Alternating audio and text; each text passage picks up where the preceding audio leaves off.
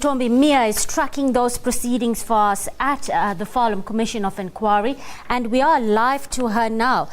Good afternoon, Nozintombi, and thank you for your time on the PM News Desk. Good afternoon, Krishni. Look, Mr. X wrapping up today. Take us through his testimony and the impact on the outcome of this commission. Well, just to follow up from your introduction, Mr. X then gave further details about how from the Phuket police station he gave his testimony, he basically gave his evidence on all the events that had happened on the Kopi, and he was from that particular police station then moved to a place of safety. And this he'd done in February of 2013, so it was basically a year later that he'd gone and given his evidence or his testimony to the particular police people at that Phuket police station. But Advocate Geoff Budlender has been the first person to cross-examine Mr. X. He is with the evidence leaders and he has really ripped through Mr. X's testimony. There's been some key issues and key points that Geoff Budlender says do not correspond with what Mr. X has testified.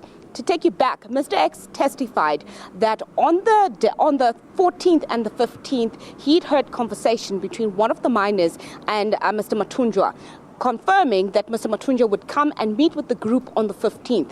But now Geoff Budlender has said that cell phone information shows that Mr. Matunjwa did not speak to anybody in Marikana on the day of the 14th, and that he had only arrived on the 15th to address the miners after they'd had an interview on SAFM on the morning of the 14th. So Geoff Budlender seems to really be ripping through Mr. X's testimony.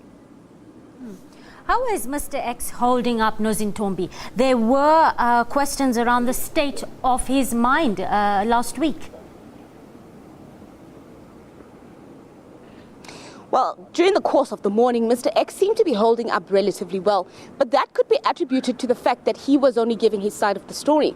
But as soon as Advocate Geoff Budlender then began his cross-examination of Mr. X, his voice became elevated, he seemed agitated, and oftentimes he seemed irritated and annoyed with the questioning from from Geoff Budlender, prompting Advocate Budlender to turn around and remind Mr. X that he was on the stand, he had taken an oath of truth, leading Mr. X to then turn around and say that he was prepared to go to the grave because everything that he'd said was the truth.